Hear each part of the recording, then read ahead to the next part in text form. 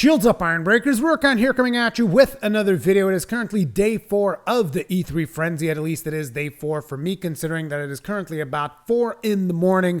I have been like going ham on these videos, as you guys can no doubt see from the output of videos in the channel. I have put out 5 videos to date, and I'm currently recording number 6. This one I'll probably put it out tomorrow so that it actually has some time so that you guys can consume all of the media that came before it. But basically, for all of the major press conferences, there is one video of me giving you guys my take on it. And after I cover all of the press conferences, because at this point in time, I'm still missing one press conference, which is going to be the Nintendo one, which, by the way, if you guys want to watch that live over on twitch.tv/Rurikhan, you guys can. Whenever the Nintendo conference goes live, I will be there. The Iron Breakers will be there. So come watch it with us. Come hang out over on Twitch. Have some fun. But anyway, now that that shameless plug is out of the way, let's go over the Sony PlayStation Press Conference. Sony, as per usual, brought the goods. They brought the friggin' goods. And let me tell you just a quick thing about the Sony press conferences. They've been changing the way that they do their press conferences to have basically as less talking as possible. Now, this one had a bit of an interruption midway, but technically speaking, I don't think they considered the Last of Us thing to be. I mean, sure, the Last of Us portion of the presentation was part of the overall presentation, but it's like they almost made that as a bit of a pre-show to the actual showcase, which feels kind of weird saying it like that, but that's kind of like how they formatted the whole thing. But basically what I'm saying is that Sony is just like, look, we know what you guys want. You guys want gameplay. Here is gameplay, and they just brought on gameplay like nobody's business for just about almost every title that was shown in this presentation was mostly focused on gameplay, with 2 exceptions that we'll go over, but let's take it from the start. First thing that shows up, The Last of Us. We had a little bit of a music thing going on earlier on, and the music is fantastic. The music for The Last of Us is awesome, so Last of Us 2 is using the same type of music, so that was pretty cool. But immediately after the music, we had a gameplay being shown, and not only gameplay, but we had an extensive cutscene where you see Ellie, and she's at a party kind of situation, and she ends up making out with this girl, but then they show an actual gameplay sequence in between. The gameplay looks fantastic. There is no partner, at least in the gameplay that they've shown in this particular presentation. There was no partner for Ellie. Ellie was pretty much going at it by herself, and the only word that I have to describe what was shown is visceral. I mean, I have a couple more words. Visceral, brutal, friggin' amazing, and fantastic. Like, I think that it was pretty friggin' awesome. There's this stealth scene where Ellie's just going around and just taking out dudes left, right, and center using a multitude of weapons. She goes from arrows to knife. Eventually, I think there's even a scene where she picks up a hammer, puts a hammer into a dude's face, and, you know, she actually sticks the pointy end of the hammer into the dude's face. Like, brutal violence. And it's just like what you would expect from The Last of Us. But not just the brutal violence, also verbal abuse in a way. And I'm not saying that in a bad way, mind you. It's like, look, it's late. Maybe things don't sound exactly the way that I want them to. But anyway, The Last of Us 2, like you really see foul-mouth Ellie, which she already was a little bit of a foul mouth in the previous one, but in this one, like, they really take it to the next level, which is good to see that they're not censoring themselves and they're being as raw as they need to be to keep you immersed in this experience. So what I've seen of The Last of Us 2 in that presentation was friggin' spot on, friggin' fantastic, amazing. Good job, Sony, showing that off. It's just like, that's a fantastic game. We're going to be playing that when it eventually comes out on Twitch for sure, doing a full playthrough there, and hopefully you guys will join me for that, because that's going to be one hell of an experience. Anyway, shortly after that, they had a bit of an interruption because, like I said, The Last of Us 2 was almost like a pre-show type deal. So they had a little bit of an interruption where they went over a couple of things. So one of the news that we got during that interruption was God of War is going to be getting a new Game Plus mode, which is friggin' awesome. God of War is a fantastic game. One of the best games to come out this year, hands down. So the fact that they're going to be expanding upon that, giving people a new game plus mode, good on them. That is just like super solid. Love that. Then we got Call of Duty Black Ops 3 is going to be free for PlayStation Plus, which was pretty cool. And the reason this was announced is because they're adding a bunch of remastered maps onto Call of Duty Black Ops 3. So if you're invested in Call of Duty Black Ops 3, then good on you. And if you're not invested and you have PlayStation Plus, you can check it out for free right now. So good on that. I mean, it's good that you're getting that. I mean, not for free. You're getting it because you have PlayStation Plus. Very much the same way that you got Fallout 4 for the Xbox Game Pass. You know, it's a free game. Dropping in a free... Again, I keep saying this word, free game. It's a game for the people that are paying for that subscription service in their console of choice. So there you go. Good stuff. Then we had a Sizzle reel that showed Tetris Effect, Days Gone, Ghost Giant, Twin Mirror, and Beat Saber. Not particularly interested in a lot of these games other than Days Gone. Days Gone is naturally something that I'm personally interested in because I'm curious to see how that game actually plays. I mean, we've seen some gameplay. Gameplay looks interesting, so I'm curious about it. But they didn't really show anything else of Days Gone. I think that's being pushed to 2019, if I remember correctly. So they're probably saving their stuff for then. Then we had the trailer, a bit of a CGI trailer for Destiny 2 Forsaken, which, let's face it, I'm not particularly invested in Destiny 2 at this point in time. Not to mention that you're going to be killing the only character that I really care about in that particular franchise. So it's like, well, what reason is there for me to play anymore? If KD6 is not there, I'm not there. In all honesty, the trailer looked cool, but ultimately it's like everything that Destiny 2 does now is going to feel too little, too late. There's not enough goodwill in the bank. That's how I personally feel about Destiny, and that's how I think most of the community feels about Destiny. So I'm not sure they're going to be able to bring that back, but either way, there was a trailer for Destiny 2 Forsaken where they beat the shit out of Kate. Well, they show a beat up Kate 6 and then they shoot him in the face, which I was like, wow, okay, you killed Kate 6. Fuck that guy. But fuck that guy as in the guy who killed Kate 6. Fuck him. Anyway, moving onwards.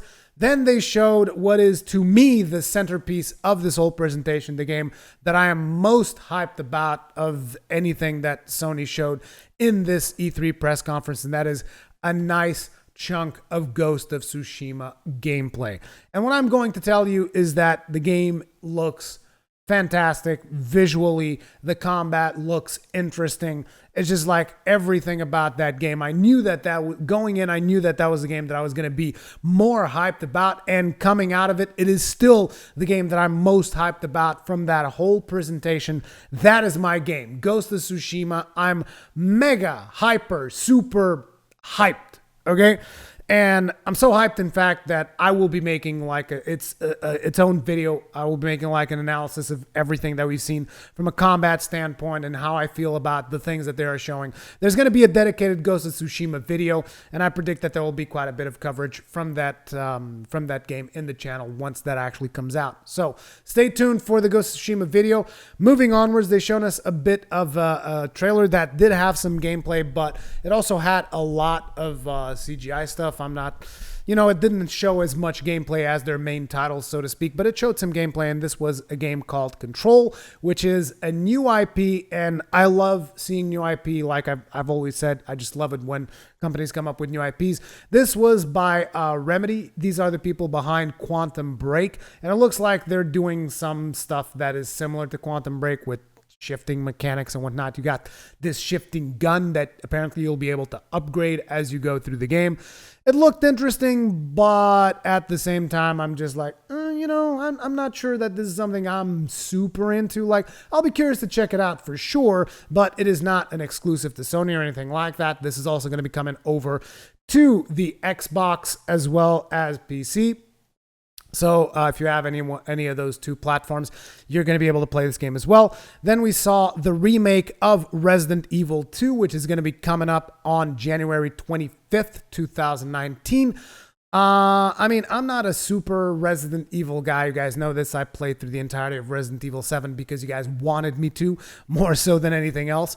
But I'm not super into Resident Evil. But having said that, looks pretty friggin' good. If you're into Resident Evil, most likely you're going to be into this game. Then they showed this game called Trover Saves the Universe, which is by the people behind Rick and Morty, I think. Did not seem particularly interesting. Not really my style, but if you're into that kind of game, more power to you. Looks like it's going to be some kind of action platformer with jokes. I mean, you know, if that's your thing, maybe you'll enjoy it. If you like Rick and Morty, maybe you'll enjoy the game. After that, they showed Kingdom Hearts 3. And they were actually, this is an interesting thing because like I gave a couple of jabs over to Square Enix because they showed their game Kingdom Hearts 3 in their press conference and didn't really seem to like announce anything particularly relevant. So I find it interesting that then you have the Sony press conference where they show Square Enix's game and they actually break major content for that game by showcasing that Pirates of the Caribbean is going to be a part of Kingdom Hearts 3. And I will tell you right now, the trailer that was shown at the Sony press conference is the trailer that like shows me a portion of Kingdom Hearts 3 that I was the most interested in. Like, I'm not, you guys know me. I've already stated that I'm probably not going to dive into Kingdom Hearts 3 because, you know, I think the game is fantastic. I think it looks great. I think that if you're into Kingdom Hearts, more power to you. I think you're going to have a great time with that game. But there's just so much on my plate that I don't want to like diversify myself and spread myself too thin. But having said that, the Pirates of the Caribbean content looked really good to the point where it was the thing that got me most interested in that game out of everything else that I've seen so far. Like Elsa, I don't give a damn about Elsa. I'm sorry if that's being a little bit too harsh. Toy Story, Monsters Inc., I don't give a damn about those worlds. But Pirates of the Caribbean is cool. And the fact that they showcase that is cool. And I guess that if you're into Kingdom Hearts 3, most likely you were pretty hyped about that as well. At least that would be my interpretation of it. Let me know what you guys think about it. All of you Kingdom Hearts 3 fans in the comment section below. Let me know what you guys think about it. Then we saw gameplay for Death Stranding. And I'm super curious about figuring this game out. And I think Kojima is this fucking genius. Like I like Kojima from what I've played of Metal Gear Solid 5. I played the original Metal Gear Solid 1. Sorry, guys. Like I said, it's 4 a.m. Cut me some slack. I've played the original Metal Gear Solid all the way. Love that game. Then I didn't really play any of the other Metal Gear Solids because I didn't really own a console. But I did play Metal Gear Solid 5 all the way. Love that. I think Kojima is a goddamn genius. And I think that Death Stranding, even though completely unrelated to Metal Gear Solid, I just wanted to bring up the fact that I'm saying that he's a genius because I've experienced the other games.